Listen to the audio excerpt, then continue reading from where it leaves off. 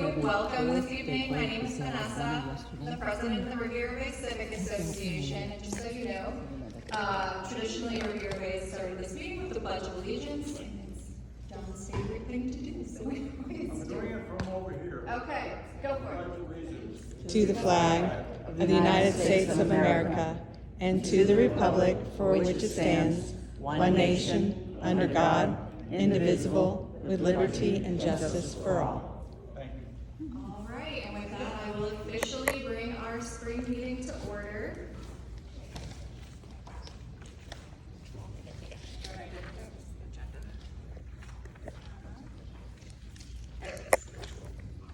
Okay, so sorry, I had a little bit of a day, so I'm a little bit disorganized this evening. But welcome to our spring meeting. We've had a lot going on this year. We have a lot of topics to cover tonight. How many of you are new here? Is this your first meeting? Just hands. Welcome. Oh my God, that's so great. Well, if you're not new to Riviera Bay, welcome to your first meeting. And if you're new to Riviera Bay, welcome to the neighborhood and to your first meeting of the Civic Association. We are going to start tonight. We have the League of Women Voters here to make sure that everybody's aware of the upcoming elections. They're not going to be here for long, so if you wanted to grab anything off their table, feel free to do it now. And we're going to start. Heidi is here. I'm going to let her start, and then we'll roll into everything else this evening. Thank you. Okay, God, I feel so, Holy. school marm almost. So thank you first for having us here. And I'm gonna go super fast because I know your time is precious. So, do try to stop by our table because we have lots of information that will make sure that you are election ready. So I want to talk briefly about what's coming up in August. August 18th, a lot of people will say that that is a primary. I don't use that term, and the reason I don't use that term is because there are a lot of races that will be determined in August, and we want to make sure that people are actually voting. Remember, if there's only 2 candidates in a race, in a nonpartisan race like school board, or St. Pete City Council, or Clearwater, you have to live in Clearwater, those races will be decided in August, and if you miss your chance to vote, that's it, you don't get a voice. So, on our table, we have one of these that lists all the races for August and November. November, of course, is your state and federal races in addition to governor and your CFO.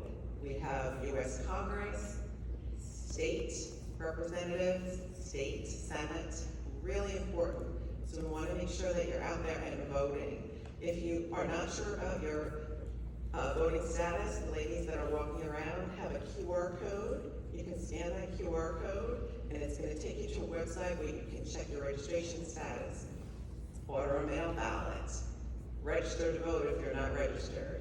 And we want to make sure we do this before July 20th, right? 29 days before the election. We want to make sure that we are good to go. If you are registered as a Republican or a Democrat, you will be able to vote in August in the partisan races. If you are any other party, that's when you'll be able to vote in all of those non-partisan races. Does that make sense? So what you're saying is you can't vote if you're registered in a party, you can't vote for the nonpartisan race? No, if you are registered in any party, you can vote in any of the nonpartisan races. That's where I was getting mixed up. I'm thinking if I'm a member of the party, I can't vote in a nonpartisan race. No, the nonpartisan races are open for everybody, which is great. And again, there's quite a few of them. There's judges, there's the St. Pete races, school board, like I said. So there is a lot to vote in August. It's super, super important for your election. That's why we don't say primary. And it's not going to happen. So there's 2 things that I do want to talk briefly about. One is what we call the Election Integrity Act. You may hear people refer to it as the Florida State Act. We don't call it that because that's incorrect. It's the Election Integrity Act. And What that means is you do have to have state ID or Florida driver's license or passport, one of these forms of ID that proves your citizenship. So who here has a driver's license, a Florida driver's license? Okay, looks like 90% of you. So if you look at the upper right-hand corner of that driver's license, you're going to see a gold star. That means you are good to go. You have what we call real ID. If you do not have a Florida driver's license or a Florida state ID or a passport, I encourage you to please take care of getting the identification that you need to register to vote or to update your registration.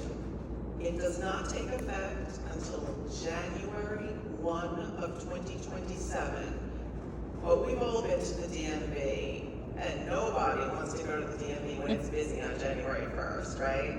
So if you need to get an ID, if you need to get this taken care of, do not wait till January 1st. Take the next couple of months, get your birth certificate, get the ID that you need, and go get your real ID.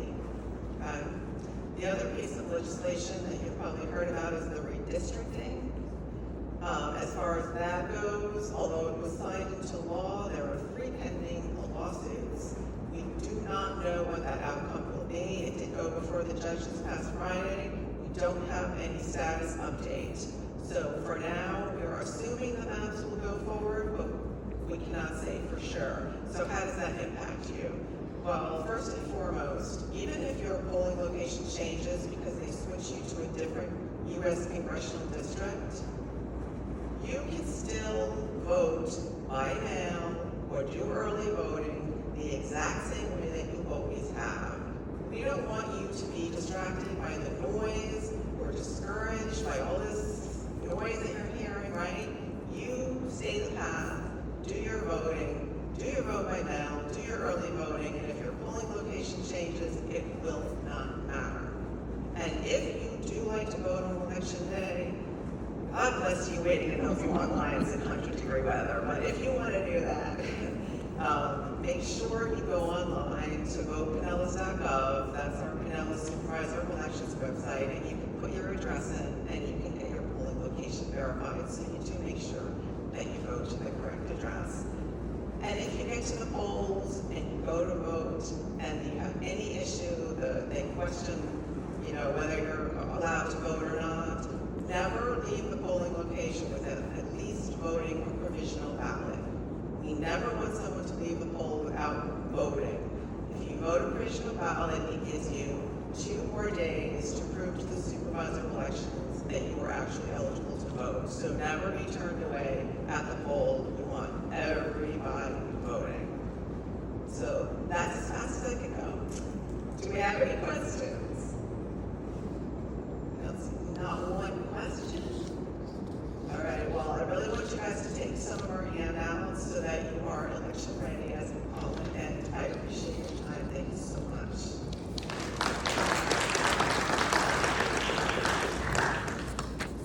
Thank you so much, Heidi, and for your helpers here, and thank you for sharing this information.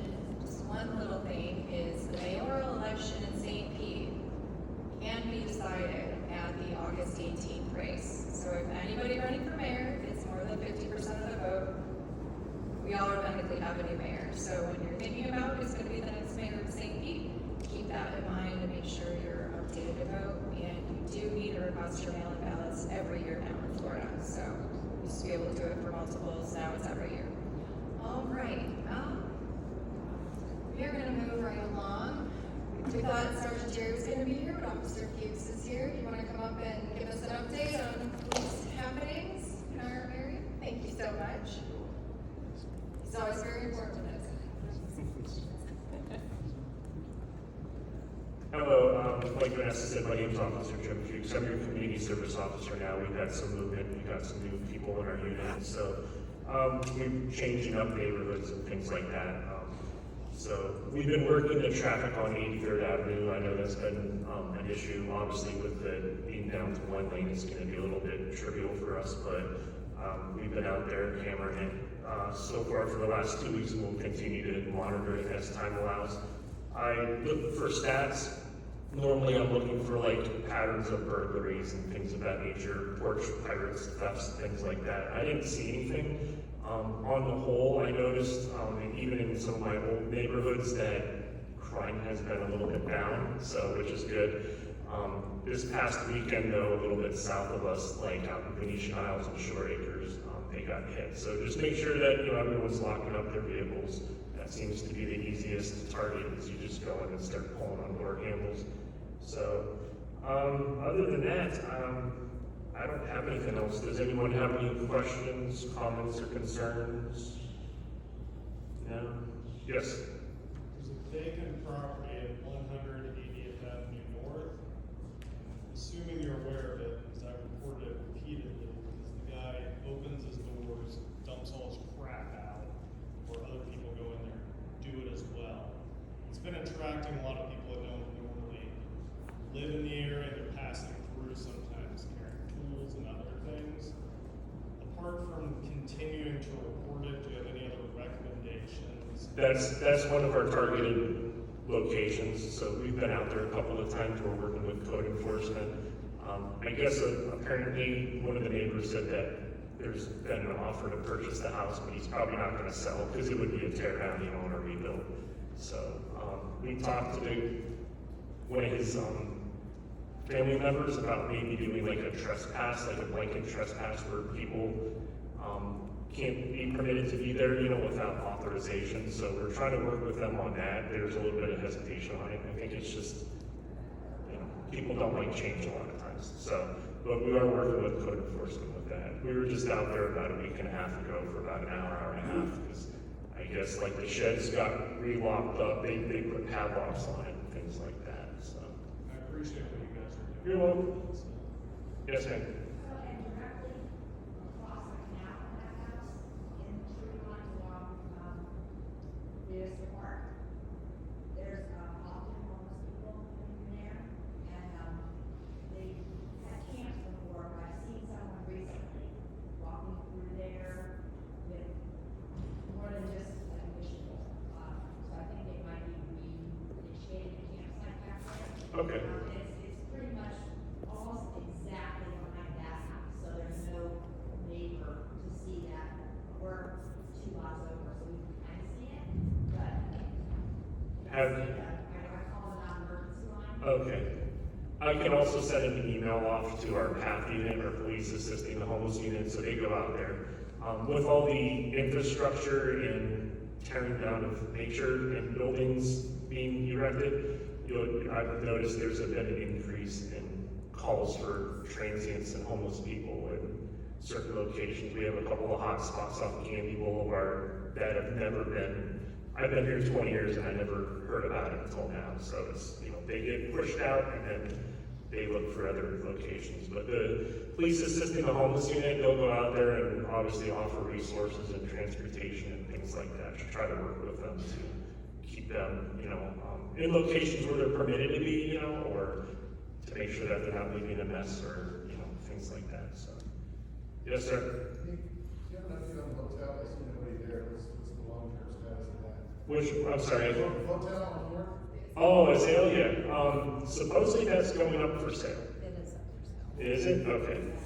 So Loosely. yeah, we worked really hard to get that shut down a couple of years ago. And that was with the assistance of the fire inspector and codes. And then it was open for a while. And so we're hoping maybe that'll be, changed for the better. So. Nothing else? I'll hand out to the meeting, so if anyone has any questions or anything, so you can catch me. All right, thank you. Thank you.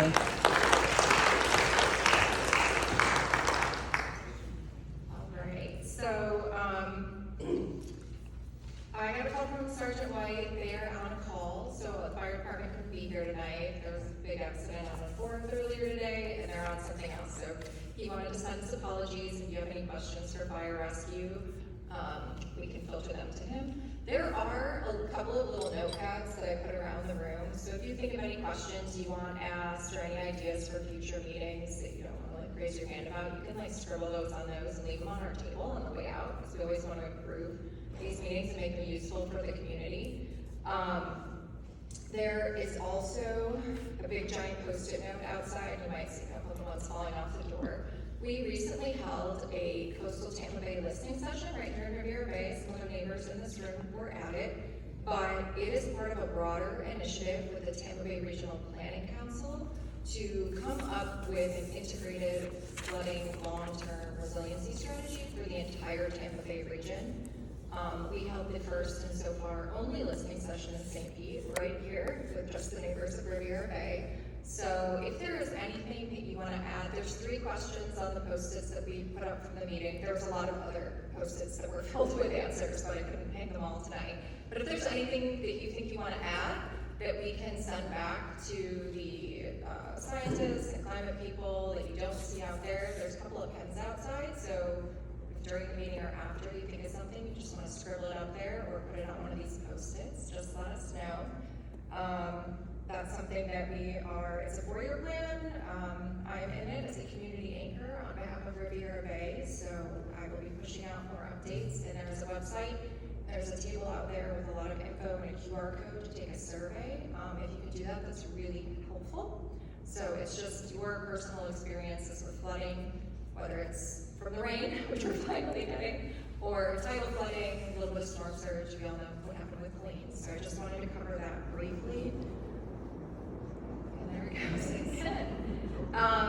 One of the other topics that kind of in between fire rescue and PD was going to cover is we've had a lot of complaints about speeding in the canals and wakes, marine life safety. So instead of me reading this very long document to you, Brandi's office put together this printout for us that is every single question that everybody wanted to have answered, and what you can do, how to reach out if you see people that are going through on plane. We are a no-wake community because it is a manatee and dolphin nursery area. So just be mindful of that, be mindful of your neighbors. Nobody likes to yell at people to slow down. So hopefully, if there's any other questions, we can follow up on that as well. And then it'll be efficient for time. But if anybody has any questions on the no-wake stuff, we will circle back at the end and cover that. Did you want to do that? I can. Yeah, Katrina is our treasurer. You haven't met her yet. She's awesome. And she's going to give us a brief financial update.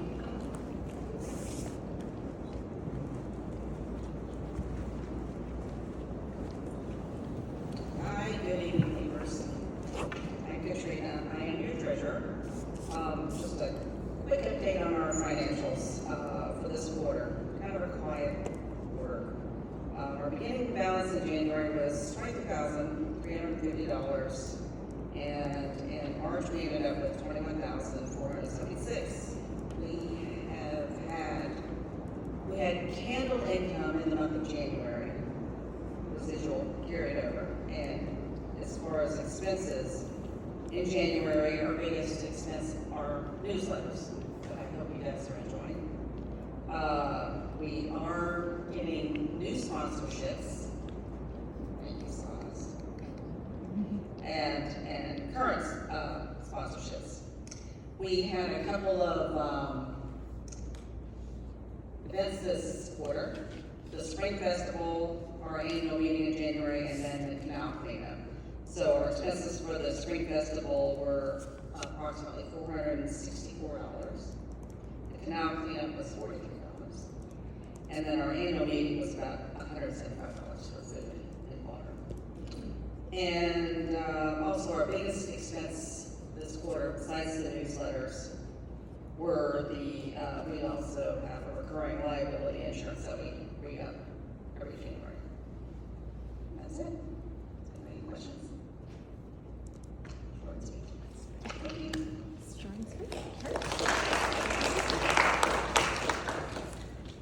Okay, I'm going to cover a couple of other things briefly before I turn it over to Brandi for the big updates on what's happening in our district.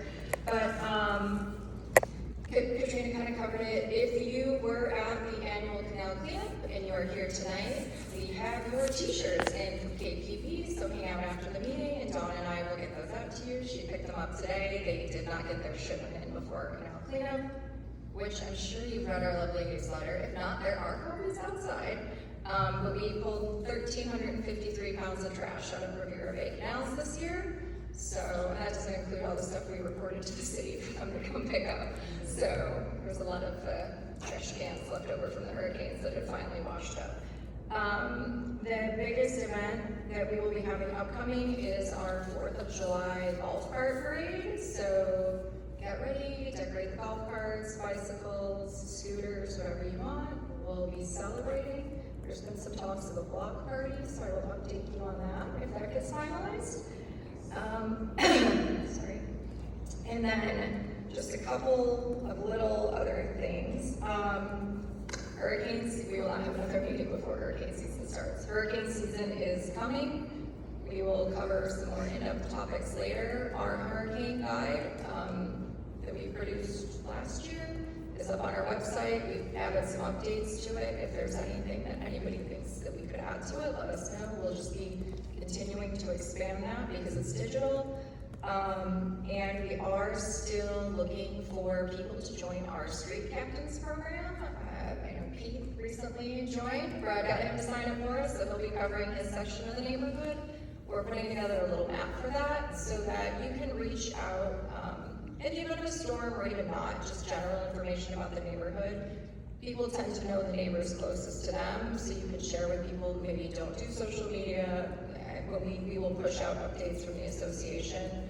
If anybody needs help with anything, it's just a resource for you to be there for your neighbors, make it a little bit easier for all of us to connect.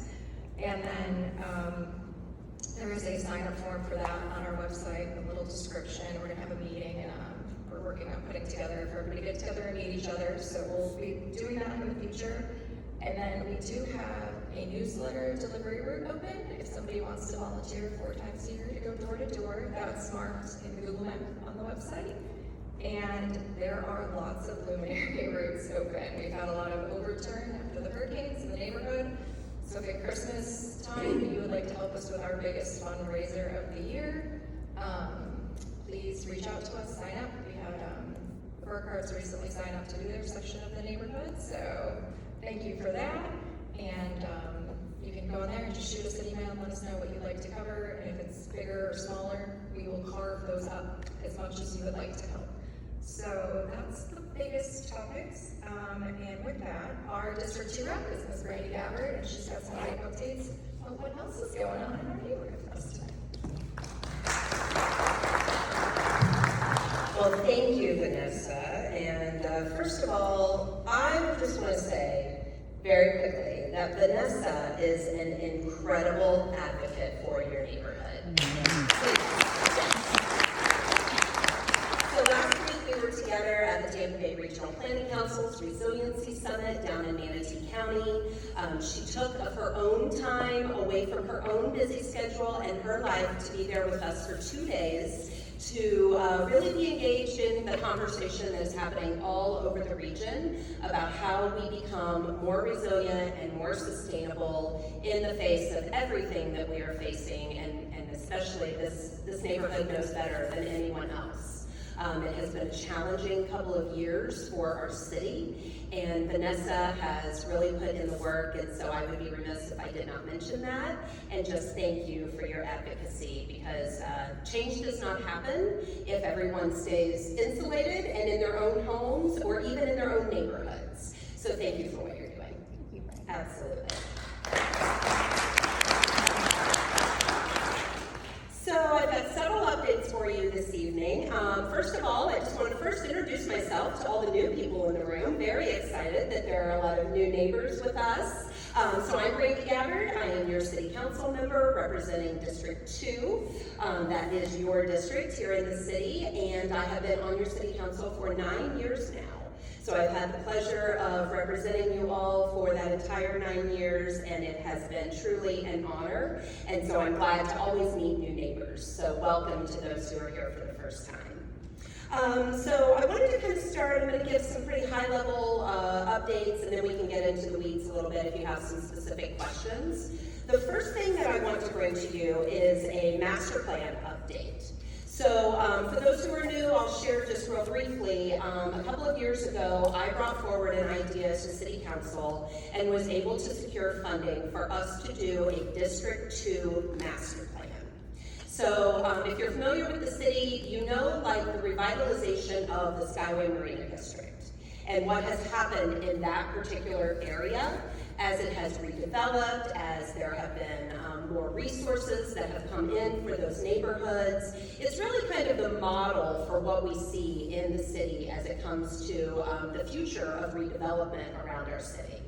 So I took that idea and I took it kind of one step further, and I decided that it would be really great if here in this area, we did a master plan for the entire district and not just one particular piece of it.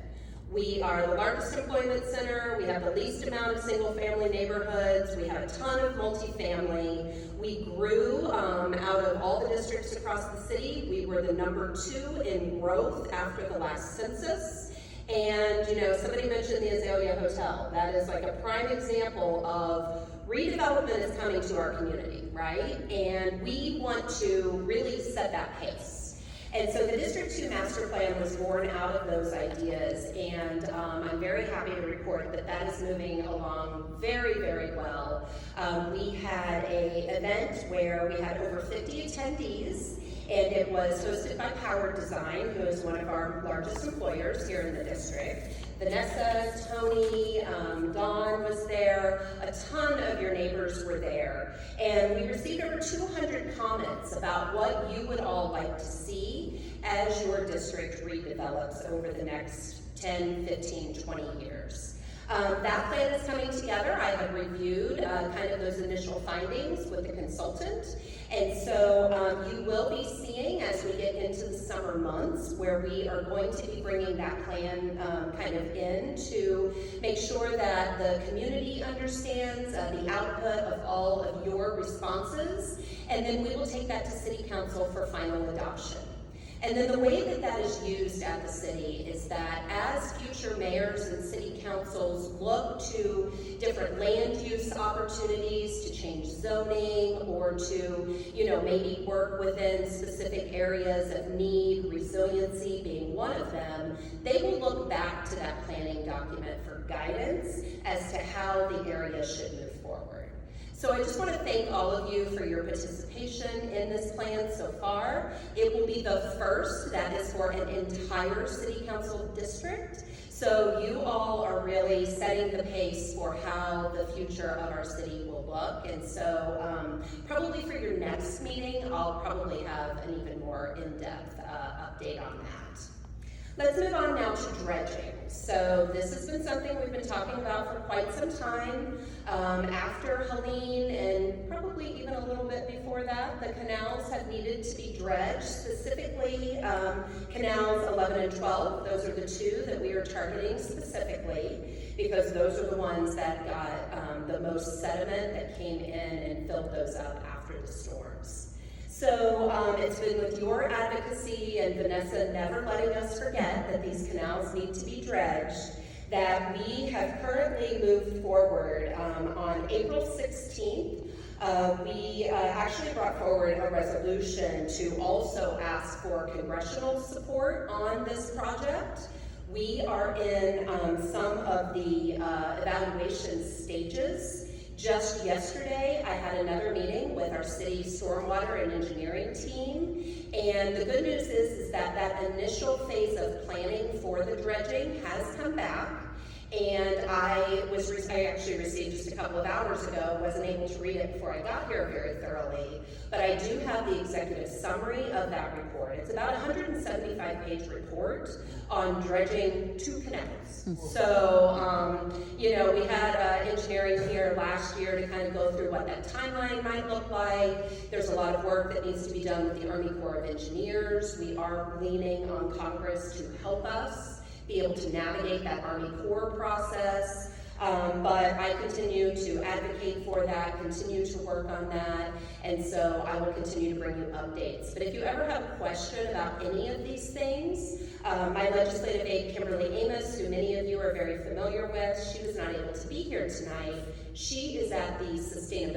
workshop that is being held at Shore Acres Rec Center. So we're kind of dividing and conquering. But if you have any questions that I can't answer afterwards, or you think of something later on, please email it to our office and we'll be sure to get back to you.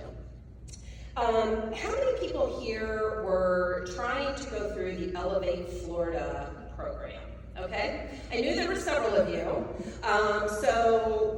To say frustrating is like an understatement, right?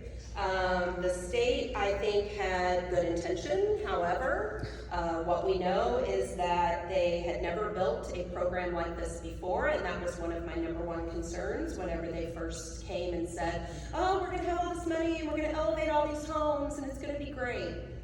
Here we are a year and a half later, right? And not a single penny has actually funneled out to communities that need it. And they had way more applications than they could even have imagined. And there has not been a really clear process or explanation as to how people even got chosen.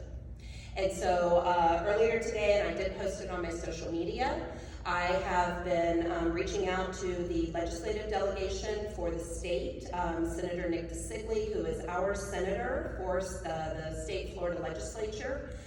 He is the current delegation chair for Pinellas County. I have sent a letter to our entire delegation. I also posted it on social media and tagged them, and I texted any of them I had their cell phone. So what I would say to you is, if you have been waiting on Elevate Florida, please get with me. It is time for us to get noisy. I'm not quite sure where that's going to get us. However, we cannot sit by any longer and wait on the state and the federal government to decide to actually do what they told us they were going to do 18 months ago.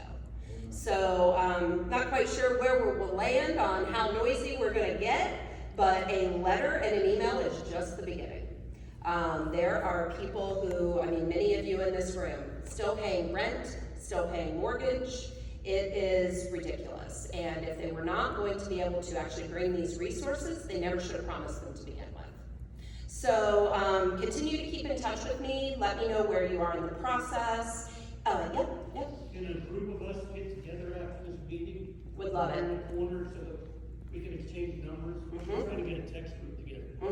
Because some people are getting notifications and some are not. Yes. And that's what we're finding. Every single case that has come across our office is all in different places with communication and understanding and where their caseworker is. It's a mess. It's an absolute mess. So I'm going to continue to elevate your concerns. And so, yes, let's talk after the meeting. Thank you. So we talked a little bit. Thank you, Officer, for talking about 83rd, and thank you all, the entire team, for continuing to stay on that. As we continue to elevate, you can be assured that St. Pete PD always rises to the occasion. So thank you for continuing to help us keep people safe especially while we're going through the construction. We want to keep it safe all the time, but the construction is just adding additional barriers. Traffic signal on 94th Avenue. So right out here on 94th, right that way, yes. Once I get indoors, I lose my direction. So traffic signal on 94th. So I got somebody else pointing over that way. Do you guys know where it is, right? Two things on it. One, as I was driving through it, because I live in Berkeley Estates, so as I was driving through it, I noticed like half of the casing is like falling off. I texted it, C-Click fixed it, that'll be fixed. So that's taken care of. But the actual ask of the neighborhood is to see if there can be a left-hand turn signal either heading north or south when you come out there on 94th. And so the neighborhood transportation coordinator and the transportation manager are currently working directly with FDOT to assess the installation of that. A couple of things that will have to be looked at. They can't, because of the way that's made currently, they have to make sure that the line that holds it is going to be strong enough to hold the extra turn, and if the cabinet has the capability of being upgraded. So it'll be a little bit of a process, but I do assure you that we are looking at it, and we want to make sure that we're doing everything we can to keep everyone safe as they come and go out of the neighborhood. There have been some questions about the 2nd Street Bridge sump Anyone here in the room know what I'm talking about around Tenney Creek? I know you do, Vanessa, of course. So I probably know enough about this to be dangerous, right? Like, I'm not an engineer, nor do I play one on TV, but I will do my best. So right there at Tenney Creek, there was some dredging in a sump that was put in back in 2005. It's actually 4 sumps within that segment. And there was supposed to be some routine maintenance that was done on that. There has been some questions as to whether or not that has been happening. I continue as your representative to have almost monthly meetings with the stormwater team because obviously resiliency and flooding is our #1 challenge, and so that was something that we talked about yesterday. They are going to pull for me the maintenance schedule on that, so I will be able to get my hands on that to see where that is. And they assured me that they will have somebody out this week to take a look at it to see if it needs to be maintenanced again. So thank you to whoever elevated that, because I would have never known that was there. Obviously, don't live in the neighborhood, nor did any of us. I think most of us didn't live there in that particular area. But I know one neighbor did, and they elevated it. So 2, all right, very good. And that's what neighborhood advocacy is all about. There is no issue that is too small to bring to our attention so that we can make sure that these infrastructure improvements that we have done are continuing to be maintained and they are continuing to operate the way that they should be. So we will stay on top of that. Another issue, trash pickup. So, oh no, I hit somebody's hot buttons. I know, okay. So we continue to work with our, the neighborhood affairs administrator is over sanitation as well. Just so happens to be, she used to be a city council member when I was first elected. We served 4 years together, so we have a pretty good relationship. And when you elevate these sort of things to me, I just pick up the phone and call her and share your concerns. And they have continued to kind of do spot checks on her. They are kind of coming through, making sure that they, are holding her accountable to make sure that she's actually doing what she's supposed to be doing, and she's doing it consistently. I think that is the real ask, right? You can't do your job one way when somebody's watching and then do your job another way when somebody isn't. So, the administration continues to be our partner in this. City Council does not control staff in any way, shape, or form. So all I can do is elevate your concerns, and I trust that the administrator is handling it. What she has asked, very specifically, is if you are experiencing issues on your block in front of your property, that you report that by sending an email to my office. And you all have our information. If you don't have it, I'll make sure that you leave with it tonight.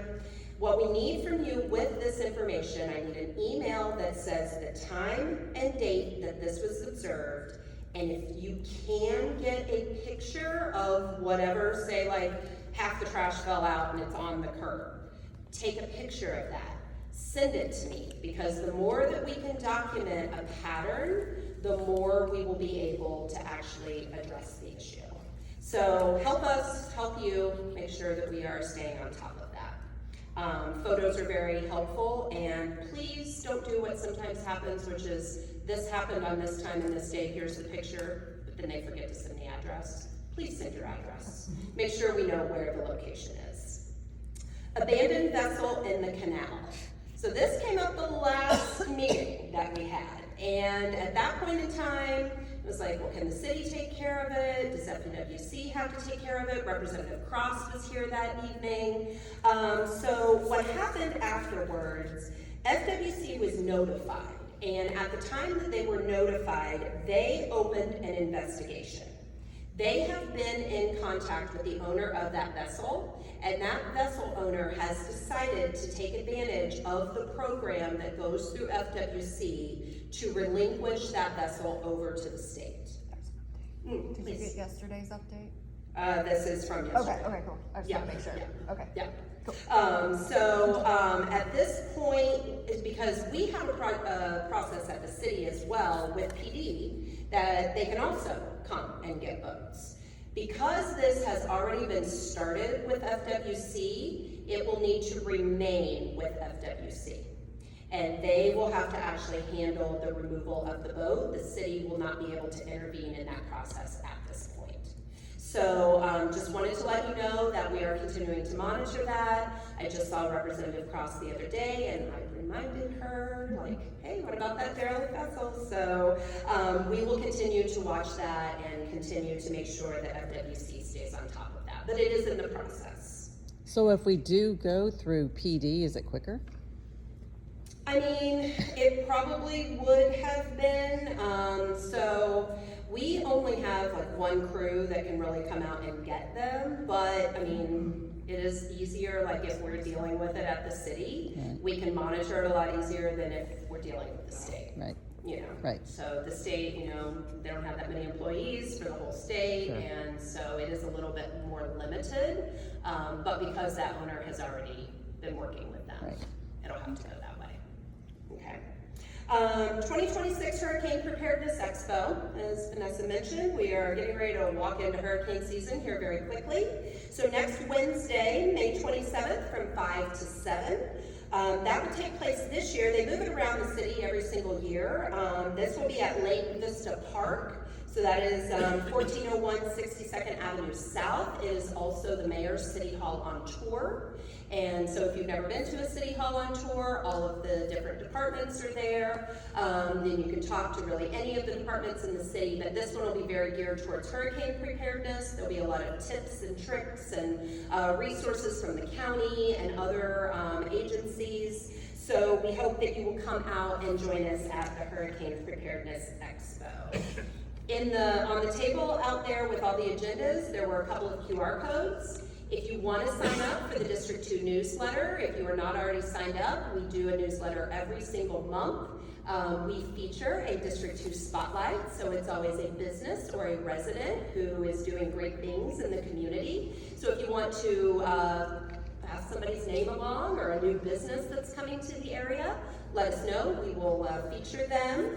And then also, back to the District 2 Master Plan that I talked at the beginning, there is a website. It's a standalone website for the Master Plan, so if you want to keep updated with everything happening, you can go to that second QR code and you can sign up right there to get updates. So that, I believe, is all of the city updates that I have. Are there any questions about any of the information I just shared before I switch hats and talk to you about something else? Yes? Question, you were talking about the traffic light on 94. I spoke to a state person before about 96 being a U-turn area with McDonald's, with Arby's, it's a nuisance because you can't plow the neighborhood out on that street. It's basically you're putting your life at risk because people miss candy. Yeah. They come off, they get off the wrong turn, they U-turn there. We need to force them down to the light where they can properly U-turn. But I don't know how do we proceed with making that. He said it would have to take accidents, people dying, feasibility studies. I'm like, it's ridiculous. Okay. Well, there was a good old I mean, it's a accident big today. ordeal, and at that point, it's Really? a lot I of couldn't work. get- Yeah. You have to die when it just. I was on my way. Right. Right, Behind yeah. McDonald's. Vanessa, did you want to? Yeah, no, I was just saying, there was another accident today, like right out here, and it was actually at right by the light. So, I mean, they had it all blocked off. I had to actually go around and use that to get into the neighborhood. Oh, you did your own. Yeah, I had to do it in reverse, but yeah, no, it's been pretty bad, and so I think if we can get the left turn signal at 94th, then I think maybe it'll be easier to put the U-turn in front of the McDonald's, because when there's no traffic, it's nice, like, to go out that way if you're up on this part, but it's getting dicier and dicier. I never go that way. Yeah, so everybody is Ever. really filtering to 94. I made a note of it, so when I'm speaking with because I'm sure I have a text response from my text as I was pulling in. So yeah, I will elevate that. But you know, I drive these roads too all the time. My kids out riding a bike on these roads. I want these roads to be just as safe as you do. So. Well, just so you know, the people, when we leave our neighborhood, we meet people coming from your side because they have the free lane. They get all 3 lanes when they turn. I know. Yeah. Well, don't worry. I don't like them driving on MLK either. Like MLK is like a raceway through there in front of my neighborhood. So I get it. Yes. So I wrote that down. I'll take that back to the office. Absolutely.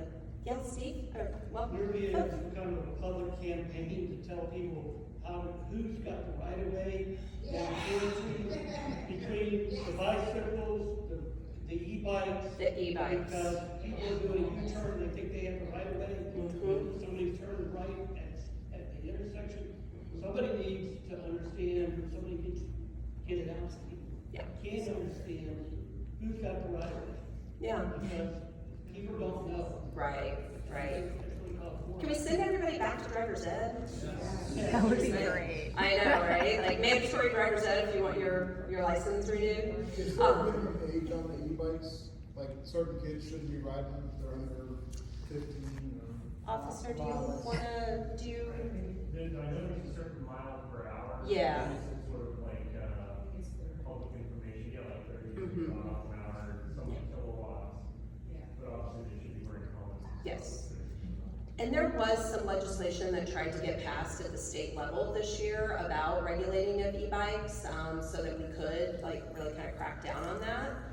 Unfortunately, the state just didn't do a whole lot of anything productive this year. So, yeah, we'll continue to elevate that to our legislature because I've worked on that road flooding wake zone bill last year, and I learned a lot about the way the state legislature works with specifically law enforcement type issues. And so partnering with Sheriff Galtieri would be something that we could do with our delegation again and maybe try to take another swing at that. Yeah, just go in this neighborhood with kids, they Oh, yeah. they don't adhere to any stop signs or Nope. anything, and if they happen to come in contact with one of our vehicles, we're at fault. Listen, I'm a bad parent because I won't buy an e-bike. Like, I know too much, right? Like, my son is like, why would you buy me an e-bike? Because I see how everyone drives them. So, yeah, I'm right there with you on it. It's very scary, and they don't wear their helmets, and they don't stop, they don't slow down. I was just out on the Pinellas Trail with some people the other day, just standing, having a conversation, and they were flying down the Pinellas Trail. So yeah, it's a citywide issue. I think it's a statewide issue. It's just kind of where we are. It's a moment in our culture where everybody's access to them. They used to be too expensive for everyday people, and now they've come down in price, and now more and more people have them. So, yeah. Yes, Steve. Hey, on the traffic calming for the neighborhood, we got, I know 98. The 20 mile per hour? Yeah. That's a bye-bye. Yeah, so that was state grant funding, federal grant funding, I'm sorry. And that went bye-bye. But good news is that our transportation department is continuing to look at ways to fund that program. And there's a neighborhood on the south side of St. Pete would be the two pilot neighborhoods for that. And so we do continue to look at ways to find for funding for that. But that original funding that would have had it done by now, that did unfortunately go away. Is there a maximum number of smoke shops that are allowed? No, there is Those were not. always It's limited. proportionate to the car wash. One at 83rd. Yeah. I know, it used to be car washes and storage units, and now it's smoke shops. Yeah. You have to have one of each on every corner. Or else what are you doing, right? Yeah. But is the master plan gonna address that with like land use stuff, or is that all just gonna remain So business? you can't really restrict private uses. Like what you can restrict within the land use code is category uses. What you can't restrict is if I am a retail business and my business is a legal business, the city cannot keep you from running that business. So if you ever have a question about like what can go in a certain place, I'm very good looking at the use matrix and trying to help people figure that out. So you can always reach out to me if there's a particular property that you're interested in. Yeah. Any other questions about the city council update? Okay, so I'm not going to take way too much of your time because I'm standing between you all and dinner. But very quickly, I would be remiss if I did not mention to you all that I have decided this year to run for mayor. I gave you all some information, and so Vanessa is going to have me back in August, right before the primary, to share the entire platform. But there's a whole lot of time between now and then, and so I have shared this information with you here. And I want you to know that the entire reason that I am running for city council is based upon what I have experienced being your representative. We are a city with incredible opportunity. We're also a city with incredible vulnerability. And we are not focusing on the things that we need to focus on as a city to make sure that collectively we are going to continue to be a viable and sustainable place for people to live for generations to come.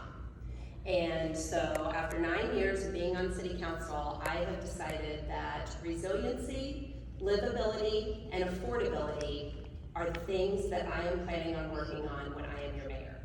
And so I've shared all this information with you tonight. I want to say a special thank you to your executive board because they were the very first people in the city who I came and met with and really talked through the issues that matter the most to this neighborhood. I felt like I had a pretty good handle on them after all the years of working together. But I felt like it was important to start this campaign at home, so I want to thank you all for having me that evening. And I just really wanted to express to all of you that, I am here to listen and work with you to make our city better as a whole. And if you are excited about the campaign, after you go online and you read about all of the positions, there's lots of ways you can get involved. I brought some yard signs tonight, and I have more in my car, so please take one if you would so feel inclined.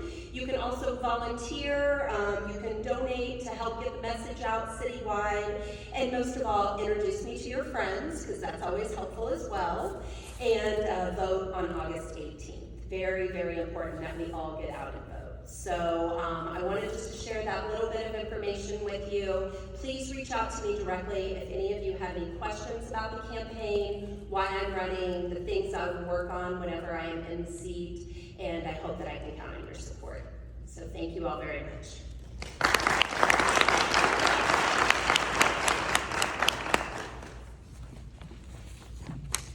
Thank you, Brandi, for all the updates, for doing so much of the talking for me tonight. I lost my voice earlier today, so I texted Brandi and was like, hey, can you uncover these extra things that I know about? But so in August, we will have any of the candidates who reach out to us come to the meeting right before the primary.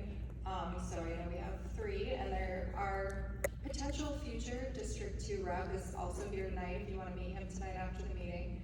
So we'll be having them out. There's a District 2 debate, June 23rd at the Paloma House. It is just north of here. If you're on our Facebook, we're tagged as one of the event sponsors with the League of Women's Voters and the Council of Neighborhoods Association. So I would encourage everybody to come to that, learn more about because Brandi can't represent us anymore because of term limits. Learn more about the people that would like to be our advocates going forward.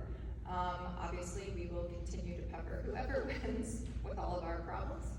Did we extend an offer to all the candidates that are running for mayor, or Yeah. we're waiting for them to reach out? So, right now, what we did initially is anybody that reached out to us the board is meeting with them to get like a full, because it's a long meeting and we want to bore everyone with all of those, just so that we can get to know them all personally better before the election, hoping to get a little in. And we already know we have it with Brandi, but we've met with 2 of the mayoral candidates so far. We have a meeting with the 3rd in 2 weeks.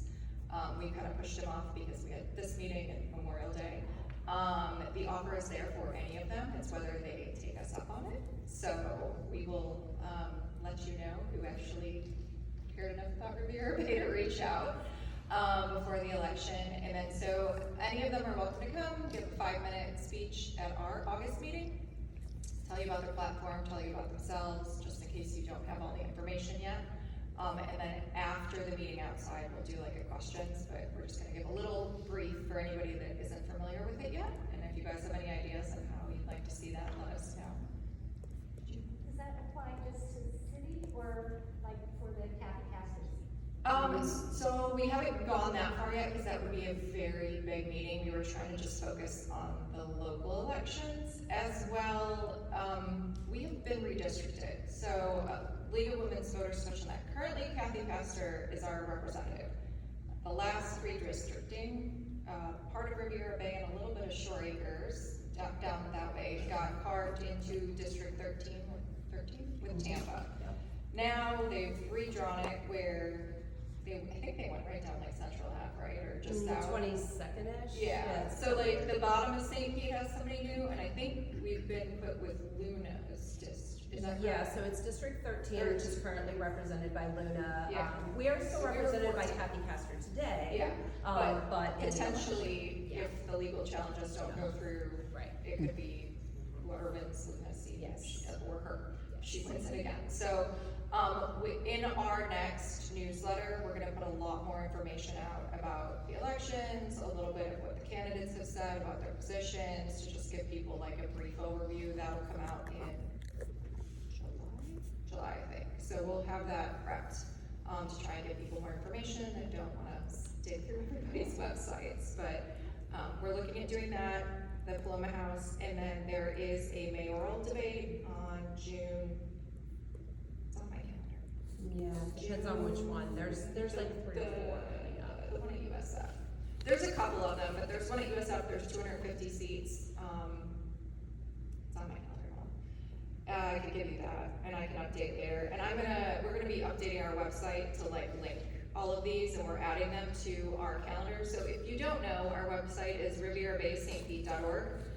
It's done by me right now, and we're gonna try and make it better, but so updates are sometimes a little slow to come, but we do try and keep our Google Calendar updated, which you can subscribe to, so it'll auto feed in your calendar, so anything we add will be on there. Like the sandbag Saturdays are on there, that you can go get your free sandbags before hurricane season, all of our meetings, all of our events. If anything needs to change, like tonight, the location of the meeting changed, we'll put that on there as well. So it's a fledgling website, so please be kind. We have a very basic package.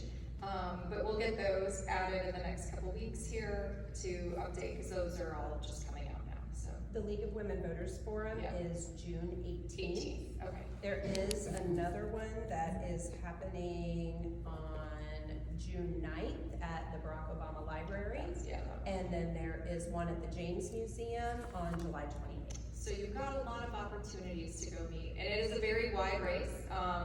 You read our last newsletter. Everybody was listed but Charlie Chris, because he had not announced yet, but he has since, so there's even more people in it. And then because we moved pretty quickly tonight, and we didn't have food, sorry, we'll be back in the, if you've never been before, we're normally in the other building, where we're allowed to have food and beverages, so we usually do a nice little dinner for everybody. But, if anybody has any open forum, anybody wanna say anything about the neighborhood, bring up any other issues? What is the possibility of bringing back the neighborhood yard sale? I went to Kenwood neighborhood yard sale recently, and I had a very good turnout. I know I heard that it got rid of, because a lot of people didn't sign up for it. Yeah. If we got a certain amount of people to sign up for it, could we go on with it? Yeah, okay, so this year, yeah, I'll address that. So this year, putting on the yard sale is a lot of time and effort on our part, and we've really been trying to focus on some of the bigger issues in the neighborhood, flooding, resiliency, we've got elections upcoming. And for the last, okay, I understand after the hurricane, nobody was really gonna sign up. But, for the last 5 years, we have had no more than 5 people sign up for the yard sale. We have 1,250 homes in the neighborhood. So to pay for advertising, build the map, put it on the website, go get all the signs and put them out, it was just a lot of effort. And then all we got was complaints. Didn't like people driving through the neighborhood, people said thefts were going up, a lot of people paranoid about casing. So as a board, we decided not to do it, but in that, like, if there is someone in the community that wants to take that on, we will publicize it, that's not a problem. I don't think we're at the point where buying $300 temporary tax ad space like they used to do is worth it. But we have the signs in the storage unit, so if you wanna rally that cause, by all means, it's just the board kinda, I couldn't do it anymore, honestly, so. Do you have, no, you're just, okay, what's up, James? Do you happen to have any update on the Boston Market, Village Inn, or the old Frankie's? Any updates on those businesses? So, No. So, yeah, Village Inn quickly closed overnight. That is now up for sale. That's recently gone up for sale, so I don't have any updates on that. Would I love to buy it for us? I would, but it's way too expensive. Yeah. I have not, I heard there was a business going in the Boston Market, but the Cookout, yeah. They're started now. Yeah. Boston markets, they're gonna. Yeah. They took the boards down. They took the boards down, they're finally about to start. Yeah, they announced that maybe 10 months ago, I wanna say. There was a recent article that talked. Okay. Somehow They- the website, and then I saw action right after that came out. Yeah, they- Something is cleaned up. Yeah, they cleaned it up, it looks like it's getting ready to go in, so it'll be a barbecue place, and then Frankie's, the last I had heard about Frankie's, and this may not be the most recent, if anybody else knows, was the investors that went in with Frank, so with Cat Chivo, they kinda split. He was trying to look to get new people to reopen it, so it's sort of just sitting, and I haven't heard of any other interest in that building yet, but yes, we would love more great walkable restaurants in the neighborhood. What about the old Winn-Dixie, Sweet Bay, Yeah, on 62nd. Yeah. no, 77th Avenue, 76th Avenue? Oh, Or fine. by Dunkin'. Oh, yeah, that's where I want the Costco. So if you went to the District 2 master plan, my big ask of all the things was they put a Costco there. So, I don't think there's been any interest yet, but it's part of the potential area for the master I plan. heard that, they were gonna put like a little neighborhood market, Walmart neighborhood market. Okay. Yeah, we need to look at. I would think that all the people in those grocery stores Yeah. would like to have a little supermarket. Yeah. When that went out, it did create what is known as a food desert for those residents immediately around there because of the proximity and so many people who are renters in that area.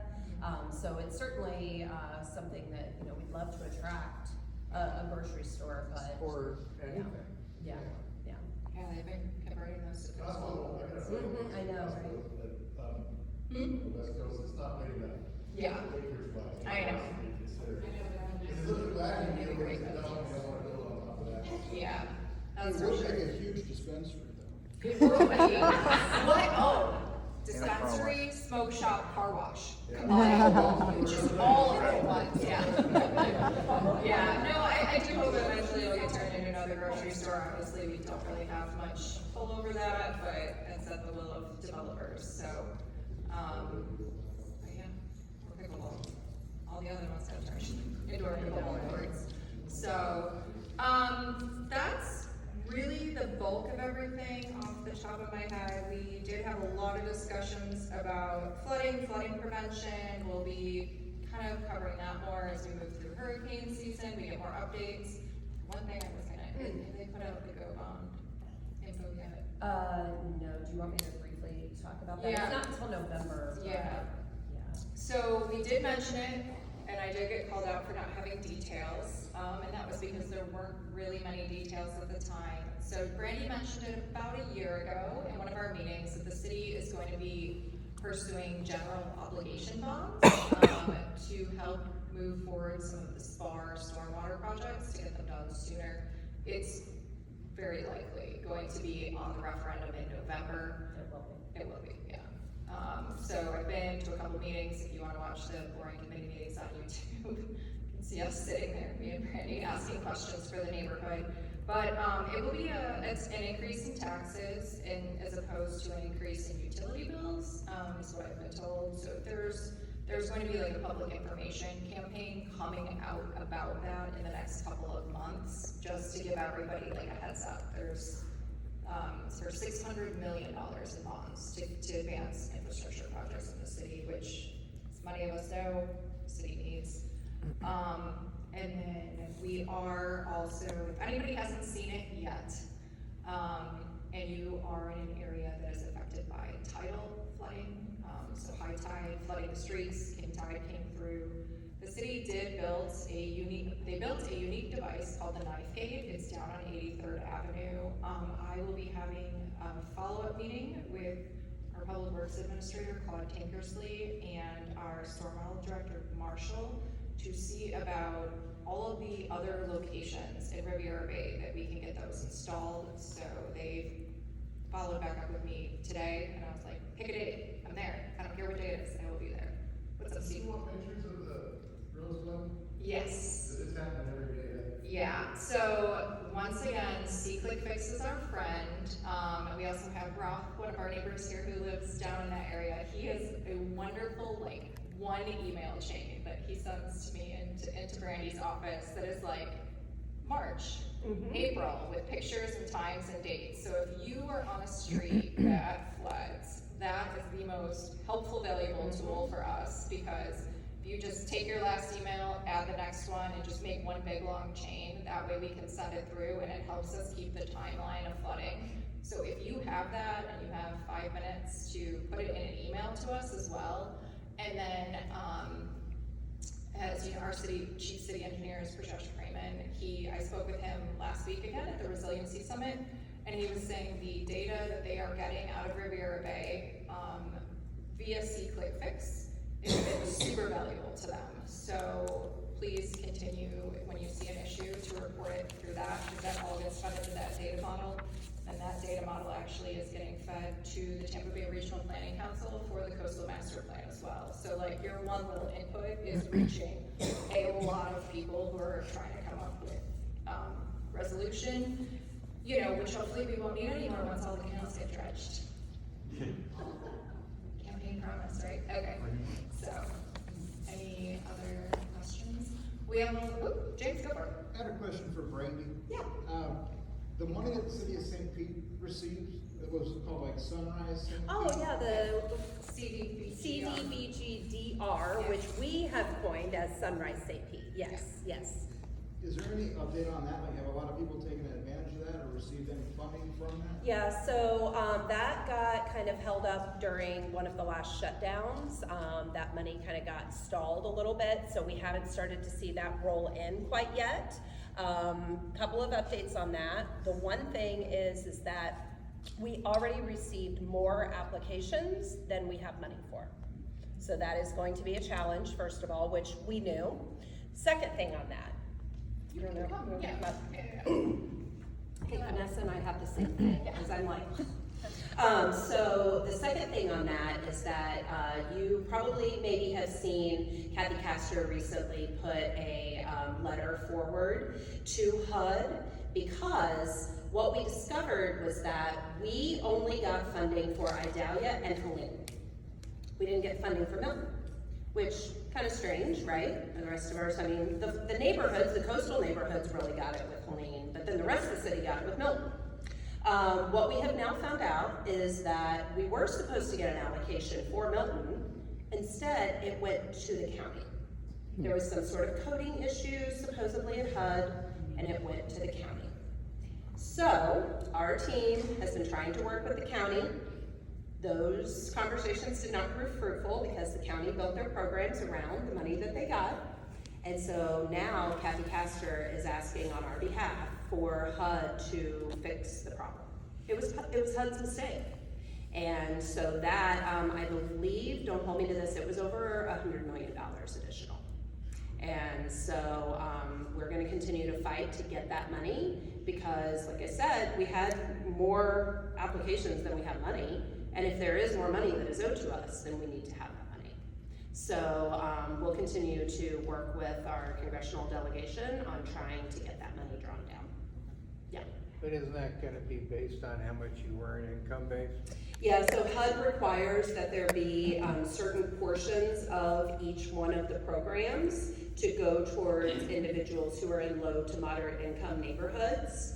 So that is one of the challenges for our part of the city, is that we don't often meet those requirements. And those are not requirements that the city is allowed, or the county on the money that they got. We are beholden to what HUD requires for those programs. And those limits are normally pretty low? Yeah, it depends on which one of the programs, and there's certain buckets. It's not all of the money, but it has to be a certain percentage of the money. And I think that median income was like 80% and below. So So maybe like some of our fixed income, our seniors, people like that may be able to be eligible for it, but those are HUD guidelines. So Dee and we could get some of that money. I don't know. I mean, I'm not asking for your tax returns today, so. Any other questions about those dollars? Yeah? Yeah, so just kind of piggybacking on what you said, because I have an open application, and I actually just got a follow-up email from my case manager. But I don't wanna go through all the work if all I'm gonna do is find out that we don't qualify because Right. it's strictly low income. How do you find out? I asked today, and they sent me a matrix chart to just show that they didn't say specifically for my application. Okay. This was what it is. and- Will you forward that email to me?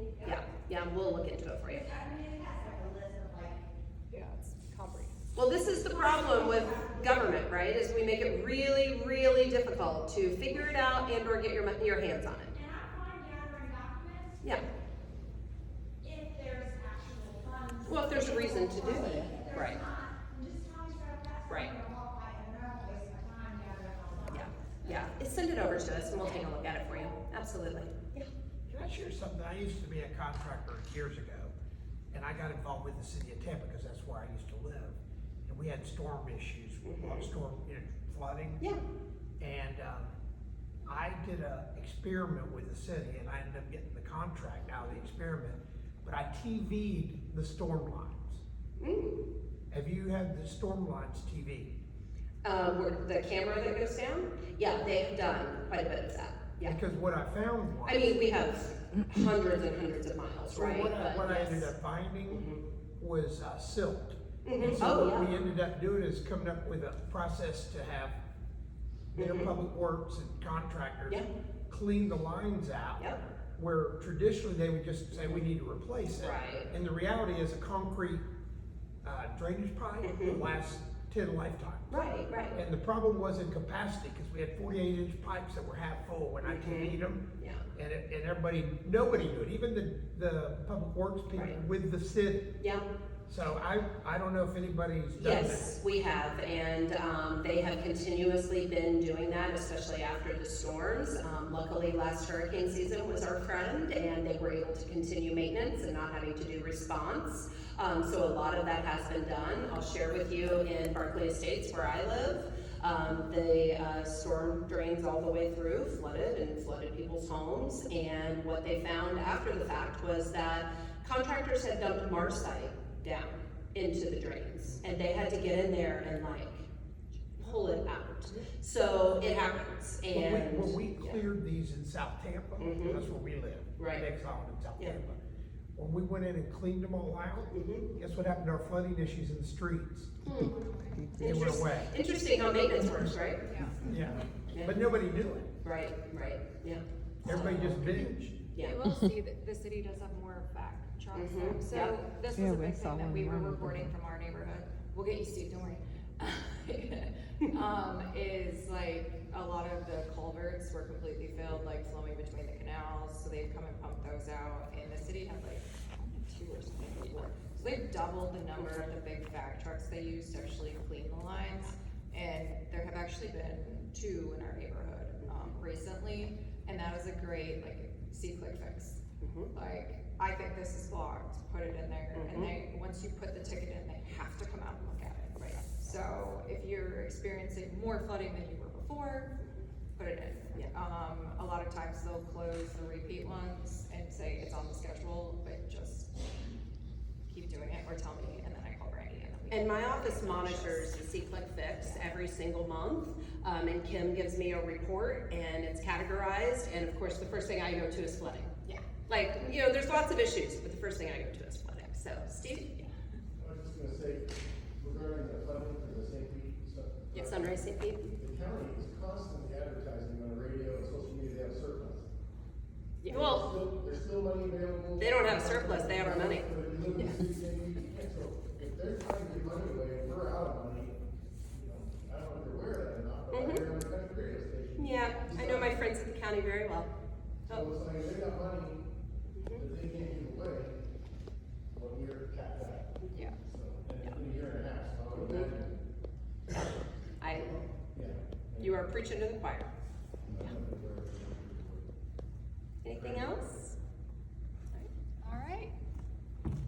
thank you everyone. As always, you can email us, DM us, hit us up on Instagram, or VP Patricia gets all the Instagram stuff. So, thank God for that. But we've got a little bit of extra time tonight, so if everybody wants to mingle, you want to meet your neighbors, you have anything you want to talk to anybody individually about, Katrina, Dawn, and I are here from the board. John is here from the board tonight. With a couple people out of town, and Kat is here. I was like flipping around, making sure. So we're your new board for this year, and if you ever need anything, please reach out. Our butterfly garden cleanup is Saturday, next Saturday, yes. Next Saturday. Is it 30th? Yeah, next Saturday. It's after Memorial Day, because I didn't want a Memorial Day weekend. So if you like gardening, you want to join us in the garden, we have a new plan for summer where we're using weed whackers instead of digging up all of the weeds if you've been there before. It helps us get volunteer hours that we can use to get funding from the city for. And you get a t-shirt from Keeping Us Beautiful if you care about And I'm getting a going to t-shirt. replace the Bee Hotel. Okay, good. Yeah, the Bee Hotel fell down. And if any of you have kids that need Bright Futures hours, grandkids, neighbors, friends, everything the Civic Association does on a volunteer basis is eligible. So if you want to make them deliver newsletters or stuff candle bags or anything like that, send them my way. I will put them to work. So please reach out, and if you have any questions, let us know. Thank you so much for coming out tonight. We really appreciate it.